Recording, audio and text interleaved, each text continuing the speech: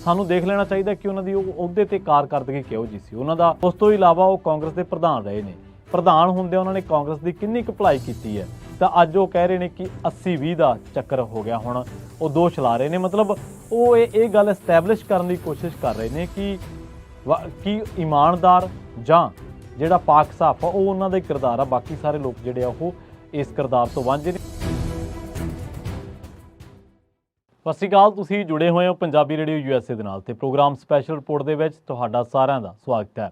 ਅੱਜ ਦੀ ਇਸ ਰਿਪੋਰਟ ਦੇ ਵਿੱਚ ਗੱਲਬਾਤ ਕਰਾਂਗੇ ਕਾਂਗਰਸ ਦੇ ਕਾਟੋ ਕਲੇਸ਼ ਦੀ ਤੇ ਕਈ ਹਵਾਲਿਆਂ ਦੇ ਜ਼ਰੀਏ ਜਾਣਾਂਗੇ ਕਿ ਇਸ ਵੇਲੇ ਕਾਂਗਰਸ ਦੀ ਸਿਆਸਤ ਦੇ ਵਿੱਚ ਹੋ ਕੀ ਰਿਹਾ।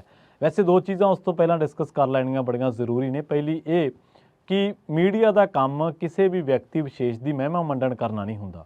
ਮੰਨ ਲਓ ਅੱਜ ਕੱਲ੍ਹ ਆਪਾਂ ਦੇਖਦੇ ਹਾਂ ਕਿ ਨਵਜੋਤ ਸਿੰਘ ਸਿੱਧੂ ਦੀ ਬੜੀ ਹਾਈਪ ਹੈ, ਬੜਾ ਉਹਨਾਂ ਨੂੰ ਤਵੱਜੋ ਦਿੱਤੀ ਜਾਂਦੀ ਹੈ ਮੀਡੀਆ ਦੇ ਵਿੱਚ, ਔਰ ਉਹਨਾਂ ਦੇ ਕਿਰਦਾਰ ਦੇ ਬਾਰੇ ਕਿਹਾ ਜਾਂਦਾ ਕਿ ਬੜਾ ਪਾਕ ਸਾਫ ਹੈ। ਪਰ ਚਲੋ ਖੈਰ, ਉਹਨਾਂ ਦੇ ਉੱਤੇ ਕੋਈ ਭ੍ਰਿਸ਼ਟਾਚਾਰ ਵਰਗਾ ਦੋਸ਼ ਤਾਂ ਨਹੀਂ ਲੱਗਾ, ਪਰ ਮੰਤਰੀ ਦੇ ਅਹੁਦੇ ਤੋਂ ਰਹੇ ਨੇ, ਸਥਾਨਕ ਸਰਕਾਰਾਂ ਬਾਰੇ ਮੰਤਰੀ ਦੇ ਅਹੁਦੇ ਤੇ ਉੱਤੇ ਸਾਨੂੰ ਦੇਖ ਲੈਣਾ ਚਾਹੀਦਾ ਕਿ ਉਹਨਾਂ ਦੀ ਉਹ ਅਹੁਦੇ ਤੇ ਕਾਰਗਰਦਗੀ ਕਿਹੋ ਜਿਹੀ ਸੀ, ਉਹਨਾਂ ਦਾ ਫਾਈਲਾਂ ਨੂੰ ਪ੍ਰੋਸੈਸ ਕਰਨ ਦਾ ਤਰੀਕਾਕਾਰ ਕੀ ਸੀਗਾ। ਉਸ ਤੋਂ ਇਲਾਵਾ ਉਹ ਕਾਂਗਰਸ ਦੇ ਪ੍ਰਧਾਨ ਰਹੇ ਨੇ।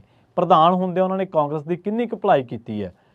ਜਦੋਂ ਉਹਨਾਂ ਦੀ ਪਾਰਟੀ ਸੱਤਾ ਦੇ ਵਿੱਚ ਸੀਗੀ ਉਦੋਂ ਉਹ 75-25 ਲੈ ਕੇ ਗੱਲ ਕਰਦੇ ਹੁੰਦੇ ਸੀ। ਹੋ ਸਕਦਾ ਕਾਂਗਰਸ ਦਾ ਅਕਾਲੀਆਂ ਦੇ ਨਾਲ ਗੱਠਜੋੜ ਹੋਵੇ ਵੀ, ਤੇ ਜਦੋਂ ਅੱਜ ਉਹਨਾਂ ਦੀ ਪਾਰਟੀ ਸੱਤਾ ਦੇ ਵਿੱਚ ਨਹੀਂ ਰਹੀ ਤਾਂ ਅੱਜ ਉਹ ਕਹਿ ਰਹੇ ਨੇ ਕਿ 80-20 ਦਾ ਚੱਕਰ ਹੋ ਗਿਆ। ਹੁਣ ਉਹ ਦੋਸ਼ ਲਾ ਰਹੇ ਨੇ, ਮਤਲਬ ਉਹ ਇਹ ਗੱਲ ਐਸਟੈਬਲਿਸ਼ ਕਰਨ ਦੀ ਕੋਸ਼ਿਸ਼ ਕਰ ਰਹੇ ਨੇ ਕਿ ਇਮਾਨਦਾਰ ਜਾਂ ਜਿਹੜਾ ਪਾਕ ਸਾਫ ਆ ਉਹ ਉਹਨਾਂ ਦਾ ਹੀ ਕਿਰਦਾਰ ਆ, ਬਾਕੀ ਸਾਰੇ ਲੋਕ ਜਿਹੜੇ ਆ ਉਹ ਇਸ ਕਿਰਦਾਰ ਤੋਂ ਵਾਂਝੇ ਨੇ। ਹੋ ਸਕਦਾ ਬਹੁਤ ਗਿਣਤੀ ਪੰਜਾਬੀਆਂ ਨੂੰ ਉਹਨਾਂ ਦੇ ਕਿਰਦਾਰ ਦੇ ਉੱਤੇ ਇੰਨਾ ਭਰੋਸਾ ਵੀ ਹੋਵੇ, ਹੋ ਸਕਦਾ ਉਹਨਾਂ ਨੇ ਪਿਛਲੇ ਦਿਨਾਂ ਦੇ ਵਿੱਚ ਕੰਮ ਵੀ ਐਸੇ ਕੀਤੇ ਹੁਣ, ਪਰ ਇੱਕ ਲੀਡਰ ਵਜੋਂ ਤੁਹਾਡਾ ਐਕਸੈਸ ਕਿੰਨਾ ਕੁ ਲੋਕਾਂ ਕੋਲੇ, ਤੁਹਾਡੇ ਕੋਲੇ ਲੋਕ ਅਪਰੋਚ ਕਿੰਨੀ ਕਰ ਸਕਦੇ, ਔਰ ਤੁਹਾਡਾ ਵਤੀਰਾ ਟੀਮ ਨੂੰ ਨਾਲ ਲੈ ਕੇ ਚੱਲਣ ਦਾ, ਲੋਕਾਂ ਨੂੰ ਨਾਲ ਲੈ ਕੇ ਚੱਲਣ ਦਾ ਕਿਹੋ ਜਿਹਾ, ਇਹ ਸਾਰੀਆਂ ਗੱਲਾਂ ਮੈਟਰ ਕਰਦੀਆਂ ਨੇ। ਤੇ ਸ਼ਾਇਦ ਇਹਨਾਂ ਗੱਲਾਂ ਕਰਕੇ ਉਹਨਾਂ ਦੀ ਆਪਣੀ ਹੀ ਪਾਰਟੀ ਦੇ ਲੀਡਰ ਉਹਨਾਂ ਦੇ ਉੱਤੇ ਕਿੰਤੂ ਕਰ ਰਹੇ ਨੇ। ਤੇ ਜਿਹੜੀ ਦੂਜੀ ਗੱਲ ਹੈ ਉਹ ਇਹ ਹੈ ਕਿ ਕਾਂਗਰਸ ਤੇ ਅਕਾਲੀ ਜਿਹੜੇ ਨੇ, ਇਹਦੇ 'ਚ ਆਪਾਂ ਆਮ ਆਦਮੀ ਪਾਰਟੀ ਵਾਲਿਆਂ ਨੂੰ ਨਹੀਂ ਗਿਣਦੇ,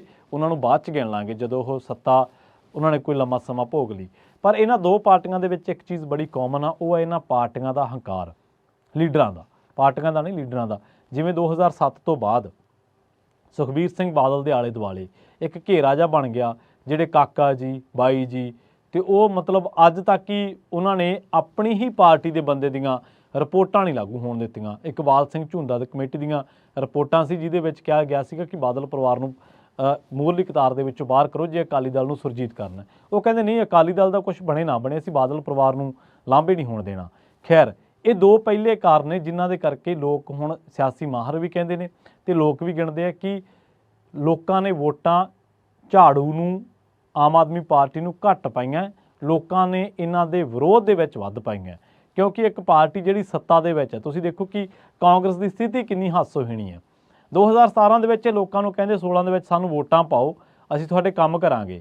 2021 ਆਉਂਦੇ ਕਹਿੰਦੇ ਸਾਡਾ ਮੁੱਖ ਮੰਤਰੀ ਨਹੀਂ ਕੰਮ ਕਰ ਰਿਹਾ। ਜਿਹੜੀ ਪਾਰਟੀ ਨੇ ਲੋਕਾਂ ਤੋਂ ਟਿੰਗ ਕੇ, ਮਤਲਬ ਜ਼ੋਰ ਮਾਰ ਕੇ, ਅੱਡੀ ਚੁੱਟੀ ਦਾ ਜ਼ੋਰ ਮਾਰ ਕੇ ਫਤਵਾ ਲਿਆ, ਉਹ ਪਾਰਟੀ ਕਹਿੰਦੀ ਸਾਡਾ ਮੁੱਖ ਮੰਤਰੀ ਕੰਮ ਹੀ ਨਹੀਂ ਕਰ ਰਿਹਾ। ਇਦੋਂ ਹਾਸੋਹੀਣੀ ਸਥਿਤੀ ਕੀ ਹੋਊਗੀ। ਔਰ ਉਹ ਤੁਹਾਨੂੰ ਪਤਾ ਹੈ 18-20 ਤੇ ਪਹੁੰਚ ਗਏ ਤੇ ਉਸ ਤੋਂ ਬਾਅਦ ਅਕਾਲੀ ਦਲ ਦਾ ਹਾਲ ਤਾਂ ਆਪਣੇ ਸਾਰਿਆਂ ਦੇ ਸਾਹਮਣੇ ਹੀ ਹੈ। ਸੋ ਦੋਨਾਂ ਪਾਰਟੀਆਂ ਦੇ ਲੀਡਰ ਜਿਹੜੇ ਆ ਉਹ ਇੱਕੋ ਹੀ ਪੇਜ ਤੇ ਖੜੇ ਤੁਹਾਨੂੰ ਦਿਖਾਈ ਦੇਣਗੇ। ਹਾਂ, ਹੁਣ ਹੌਲੀ ਹੌਲੀ ਉਹਨਾਂ ਦੇ ਵਿੱਚ ਗਿਣਤੀ ਆਮ ਆਦਮੀ ਪਾਰਟੀ ਵਾਲਿਆਂ ਦੀ ਵੀ ਵੱਧਦੀ ਜਾਂਦੀ ਹੈ। ਸੋ ਲੱਗਦਾ ਹੈ ਕਿ ਜਿਵੇਂ ਸੁਖਬੀਰ ਸਿੰਘ ਬਾਦਲ ਜਾਂ ਅਕਾਲੀ ਦਲ ਆਪਣੀਆਂ ਹਾਰਾਂ ਤੋਂ ਸਬਕ ਨਹੀਂ ਲੈਣਾ ਚਾਹੁੰਦਾ, ਇਵੇਂ ਕਾਂਗਰਸ ਨੇ 2022 ਵਾਲੀ ਤੇ 2012 ਵਾਲੀ ਹਾਰ ਤੋਂ ਸ਼ਾਇਦ ਕੋਈ ਸਬਕ ਨਹੀਂ ਲਿਆ। ਪਿਛਲੇ ਦਿਨੀ ਦਵਿੰਦਰ ਯਾਦਵ ਆਏ ਸੀ ਪੰਜਾਬ ਦੇ ਵਿੱਚ। ਦਵਿੰਦਰ ਯਾਦਵ ਨੇ ਮੀਟਿੰਗ ਕੀਤੀ ਕਿ ਆਪਾਂ ਕਾਂਗਰਸ ਨੂੰ ਇੱਕ ਕਰੀਏ, ਲੀਡਰਾਂ ਨੂੰ ਇੱਕ ਕਰੀਏ, ਕਿਉਂਕਿ ਨਵਜੋਤ ਸਿੰਘ ਸਿੱਧੂ ਪਹਿਲਾਂ ਮਹਿਰਾਜ ਦੇ ਵਿੱਚ, ਕੋਟ ਸ਼ਮੀਰ ਦੇ ਵਿੱਚ ਤੇ ਹੁਸ਼ਿਆਰਪੁਰ ਤੋਂ ਬਾਅਦ ਹੁਣ ਮੋਗੇ ਦੇ ਵਿੱਚ ਉਹਨਾਂ ਨੇ ਰੈਲੀ ਰੱਖਣੀ ਹੈ। ਤੇ ਕਾਂਗਰਸ ਦੇ ਸੀਨੀਅਰ ਲੀਡਰਾਂ ਦਾ ਇਹ ਕਹਿਣਾ ਹੈ ਕਿ ਇਹ ਜਿਹੜੇ ਨੇ ਸਾਡੇ ਤੋਂ ਬਾਹਰ ਹੁੰਦੇ ਜਾ ਰਹੇ ਨੇ, ਇਸ ਕਰਕੇ ਅਨੁਸ਼ਾਸਨੀ ਕਾਰਵਾਈ ਕਰੋ। ਅਨੁਸ਼ਾਸਨੀ ਕਾਰਵਾਈ ਦੀ ਜਦੋਂ ਗੱਲ ਚੱਲ ਰਹੀ ਸੀ ਤਾਂ ਉੱਥੇ ਬੈਠੇ ਸੀਗੇ ਪ੍ਰਤਾਪ ਸਿੰਘ ਬਾਜਵਾ, ਰਜਿੰਦਰ ਕੌਰ ਭੱਠਲ ਤੇ ਸ਼ਮਸ਼ੇਰ ਸਿੰਘ ਦੁੱਲੋ। ਇਹਨਾਂ ਦੇ ਵਿੱਚੋਂ ਇਹਨਾਂ ਦੇ ਨਾਲ ਹੀ ਬੈਠੇ ਸੀਗੇ ਆਪਣੇ ਜਿਹੜੇ ਸੁਖਜਿੰਦਰ ਸਿੰਘ ਰੰਧਾਵਾ। ਉਹ ਕਹਿੰਦੇ ਕਿ ਹੁਣ ਜੇ ਪਾਰਟੀ ਦੇ ਵਿੱਚ ਕੋਈ ਕਾਇਦਾ ਹੀ ਨਹੀਂ ਚੱਲਦਾ ਤੇ ਕੋਈ ਗੱਲ ਕਹਿਣੀ ਨਹੀਂ ਮੰਨਦਾ ਤੇ ਕਾਇਦੇ ਬਿਨਾਂ ਤਾਂ ਪਰਿਵਾਰ ਨਹੀਂ ਚੱਲਦੇ ਤੇ ਪਾਰਟੀ ਕਿਵੇਂ ਚੱਲੂਗੀ। ਉਹ ਤਾਂ ਕਹਿੰਦੇ ਕਿ ਮੈਂ ਤਾਂ ਨਵਜੋਤ ਸਿੱਧੂ ਬਾਰੇ ਗੱਲ ਹੀ ਨਹੀਂ ਕਰਨੀ। ਉਹਨਾਂ ਦਾ ਦੁੱਖ ਦਰਦ ਸਮਝ ਆਉਂਦਾ, ਕਿਉਂਕਿ ਉਹਨਾਂ ਨੂੰ ਜਦੋਂ ਮੁੱਖ ਮੰਤਰੀ ਬਣਾਇਆ ਜਾ ਰਿਹਾ ਸੀਗਾ ਤੇ ਉਦੋਂ ਜੇਕਰ ਸਭ ਤੋਂ ਪਹਿਲਾਂ ਅਸਹਿਮਤੀ ਕਿਸੇ ਨੇ ਪ੍ਰਗਟਾਈ ਸੀ ਤਾਂ ਉਹ ਸੀਗੇ ਨਵਜੋਤ ਸਿੰਘ ਸਿੱਧੂ, ਉੱਠ ਕੇ ਚਲੇ ਗਏ ਸੀਗੇ। ਦੂਜੇ ਪਾਸੇ ਉਹ ਜਿਹੜੇ ਉਹ ਕਹਿੰਦੇ ਕਿ ਮੈਨੂੰ ਸਿੱਧੂ ਸਾਹਿਬ ਦੀ ਸਮਝ ਨਹੀਂ ਆਉਂਦੀ। ਇੱਕ ਪਾਸੇ ਕਹਿੰਦੇ ਕੇਜਰੀਵਾਲ ਦੀ ਹਮਾਇਤ ਕਰਨੀ, ਕੇਜਰੀਵਾਲ ਨਾਲ ਗੱਠਜੋੜ ਕਰ ਲਓ, ਮੈਂ ਗੱਠਜੋੜ ਦੇ ਪੱਖ ਦੇ ਵਿੱਚ ਹਾਂ। ਦੂਜੇ ਪਾਸੇ ਕਹਿੰਦੇ ਕਿ ਕੇਜਰੀਵਾਲ ਨਾਲੋਂ ਵੱਡਾ ਚੋਰ ਹੀ ਕੋਈ ਹੈ ਨਹੀਂਗਾ। ਉਹ ਕਹਿੰਦੇ ਸਮਝੋ ਬਾਹਰ ਹੈ ਕਿ ਅਸੀਂ ਜੇ ਗੱਠਜੋੜ ਕਰ ਵੀ ਲਿਆ ਤਾਂ ਲੋਕਾਂ ਨੂੰ ਕਵਾਂਗੇ ਕੀ। ਤੀਜੀ ਜਿਹੜੀ ਚੁਣੌਤੀ ਆ ਉਹ ਕਹਿੰਦੇ ਕਿ ਮੀਟਿੰਗ ਦੇ ਵਿੱਚ ਸਾਬਕਾ ਮੁੱਖ ਮੰਤਰੀ ਨਾ ਤਾਂ ਚਰਨਜੀਤ ਚੰਨੀ ਪਹੁੰਚੇ, ਨਾ ਸਾਬਕਾ ਮੰਤਰੀ ਭਾਰਤ ਭੂਸ਼ਣ ਆਸ਼ੂ, ਰਾਜਕੁਮਾਰ ਚੱਬੇਵਾਲ, ਪ੍ਰਗਟ ਸਿੰਘ, ਇਹ ਸਾਰੇ ਦੂਰ ਰਹੇ। ਕਹਿੰਦੇ ਕਿ ਜਿੰਨਾ ਚਿਰ ਇਹ ਮਸਲਾ ਹੱਲ ਨਹੀਂ ਹੁੰਦਾ ਅਸੀਂ ਨਹੀਂ ਆਉਣਾ। ਔਰ ਪਹਿਲੀ ਗੱਲ ਇਹ ਹੈ ਕਿ ਕਈ ਸੀਨੀਅਰ ਆਗੂਆਂ ਨੇ ਇਹ ਗੱਲ ਕਹੀ ਹੈ ਕਿ ਜਿਹੜੇ ਸਿੱਧੂ ਸਾਹਿਬ ਨੇ ਉਹ ਮੀਟਿੰਗ ਦੇ ਵਿੱਚੋਂ ਗੈਰ ਹਾਜ਼ਰ ਰਹੇ ਨੇ ਤੇ ਇਸ ਕਰਕੇ ਉਹਨਾਂ ਨੂੰ ਅਨੁਸ਼ਾਸਨੀ ਕਾਰਵਾਈ ਹੋਣੀ ਚਾਹੀਦੀ ਹੈ। ਪਾਰਟੀ ਆਗੂਆਂ ਨੂੰ ਏਕਤਾ ਦਾ ਸਬਕ ਦੇਣਾ। ਯਾਦਵ ਦੀ ਪਲੇਠੀ ਮੀਟਿੰਗ ਦੇ ਵਿੱਚ ਹੀ ਕਹਿੰਦੇ ਕਾਂਗਰਸੀ ਏਕਾ ਤਾਰ-ਤਾਰ ਹੋ ਗਿਆ। ਪਰ ਉਹ ਕਹਿੰਦੇ ਕਿ ਹੁਸ਼ਿਆਰਪੁਰ ਜਾਣ ਤੋਂ ਪਹਿਲਾਂ ਨਵਜੋਤ ਸਿੰਘ ਸਿੱਧੂ ਚੰਡੀਗੜ੍ਹ ਦੇ ਵਿੱਚ ਦੇਵੇਂਦਰ ਯਾਦਵ ਨੂੰ ਮਿਲ ਕੇ ਗਏ ਨੇ। ਤੁਹਾਨੂੰ ਯਾਦ ਹੋਣਾ ਨਵਜੋਤ ਸਿੱਧੂ ਬਾਰੇ ਨਾ ਇੱਕ ਚੀਜ਼ ਅਕਸਰ ਕਹੀ ਜਾਂਦੀ ਹੈ ਕਿ ਨਵਜੋਤ ਸਿੰਘ ਸਿੱਧੂ ਉਹ ਤੋਪ ਨੇ, ਉਹ ਮਿਜ਼ਾਈਲ ਨੇ ਜਿਨ੍ਹਾਂ ਦਾ ਮੂੰਹ ਆਪਣੀ ਪਾਰਟੀ ਵੱਲ ਹੀ ਰਹਿੰਦਾ। ਜਦੋਂ ਉਹਨਾਂ ਦੀ ਪਾਰਟੀ ਸੱਤਾ ਦੇ ਵਿੱਚ ਸੀ ਉਦੋਂ ਉਹ 75-25 ਚੱਕੀ ਫਿਰਦੇ ਸੀ। ਹੁਣ ਉਹਨਾਂ ਦੀ ਪਾਰਟੀ ਸੱਤਾ ਤੋਂ ਬਾਹਰ ਆ ਤੇ ਹੁਣ ਕਹਿੰਦੇ ਕਿ 80-20 ਵਾਲਾ ਕੰਮ ਚੱਲ ਪਿਆ। ਇੱਕ ਵਾਰੀ 2019 ਦੇ ਵਿੱਚ ਉਹ ਲੋਕ ਸਭਾ ਚੋਣਾਂ ਦੇ ਦੌਰਾਨ ਬਠਿੰਡੇ ਤੋਂ ਚੋਣ ਪ੍ਰਚਾਰ ਕਰ ਰਹੇ ਸੀਗੇ ਕਾਂਗਰਸੀ ਕੈਂਡੀਡੇਟ ਦੇ ਲਈ। ਉਦੋਂ ਉਹਨਾਂ ਨੇ 75-25 ਦਾ ਕੰਮ ਚੱਕ ਲਿਆ। ਤੋਂ ਕਹਿੰਦੇ ਕਿ ਬਾਦਲ ਤੇ ਕੈਪਟਨ ਰਲੇ ਹੋਏ ਆ। 2017 ਦੇ ਵਿੱਚ ਕਾਂਗਰਸ ਦੀ ਸਰਕਾਰ ਬਣ ਗਈ ਸੀਗੀ ਤੇ ਉਦੋਂ ਨਵਜੋਤ ਸਿੰਘ ਸਿੱਧੂ ਨੂੰ ਪ੍ਰਧਾਨ ਬਣਾ ਦਿੱਤਾ ਗਿਆ ਸੀਗਾ। ਇਹ ਕਹਿੰਦੇ ਕਿ ਜੀ ਬਾਦਲ ਤੇ ਕੈਪਟਨ ਰਲੇ ਹੋਏ ਆ। ਕਾਂਗਰਸ ਦੀ ਸਰਕਾਰ ਬਣਨ ਤੋਂ ਬਾਅਦ ਨਵਜੋਤ ਸਿੰਘ ਸਿੱਧੂ ਨੂੰ ਪ੍ਰਧਾਨ ਬਣਾ ਦਿੱਤਾ ਗਿਆ ਸੀ। ਉਸ ਗੱਲ ਕਰਕੇ ਜਿਹੜਾ ਕੈਪਟਨ ਖੇਮਾ ਸੀਗਾ ਤੇ ਬਾਦਲ ਦੇ ਨਾਲ ਜਿਹੜੇ ਹੋਰ ਲੋਕ ਹਮਦਰਦ ਸੀਗੇ ਉਹ ਕਾਂਗਰਸ ਦੀ ਵੋਟ ਬੈਂਕ ਤੋਂ ਦੂਰੀ ਕਰ ਗਏ।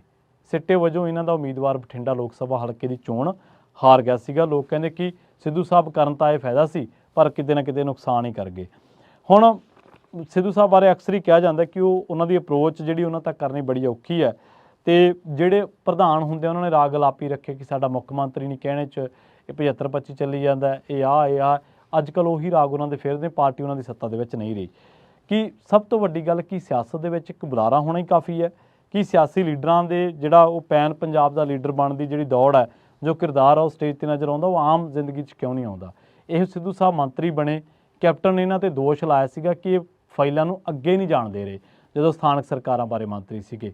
ਮੈਨੂੰ ਨਹੀਂ ਲੱਗਦਾ ਕਿ ਇਹਨਾਂ ਨੇ ਉਹਨਾਂ ਦੋਸ਼ਾਂ ਦਾ ਖੰਡਨ ਵੀ ਕੀਤਾ ਹੋਵੇ ਜਾਂ ਕਿਸੇ ਇੰਟਰਵਿਊ ਦੇ ਵਿੱਚ ਖੰਡਨ ਕੀਤਾ ਹੋਵੇ।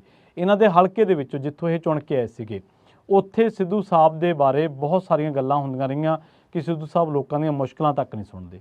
ਉੱਥੇ ਕਈ ਵਾਰੀ ਤੁਹਾਨੂੰ ਯਾਦ ਹੋਣਾ ਮਨਦੀਪ ਸਿੰਘ ਮੰਨਾ ਇਹਨਾਂ ਦੇ ਉੱਤੇ ਬੜੇ ਤਕੜੇ ਐਲੀਗੇਸ਼ਨ ਲਾਉਂਦੇ ਨੇ। ਹਾਲਾਂਕਿ ਉਹਨਾਂ ਬਾਰੇ ਵੀ ਇਹ ਕਹਿ ਦਿੰਦੇ ਲੋਕ ਕਿ ਉਹ ਸਿਆਸਤ ਤੋਂ ਪ੍ਰੇਰਿਤ ਨੇ। ਪਰ ਕੀ ਸਭ ਤੋਂ ਵੱਡਾ ਤੇ ਸਭ ਤੋਂ ਬੁਨਿਆਦੀ ਸਵਾਲ ਇਹ ਹੈ ਕਿ ਕੀ ਇੱਕ ਚੰਗਾ ਬੁਲਾਰਾ ਹੋਣਾ ਹੀ ਸਿਆਸਤ ਦੇ ਵਿੱਚ ਕਾਫੀ ਹੈ?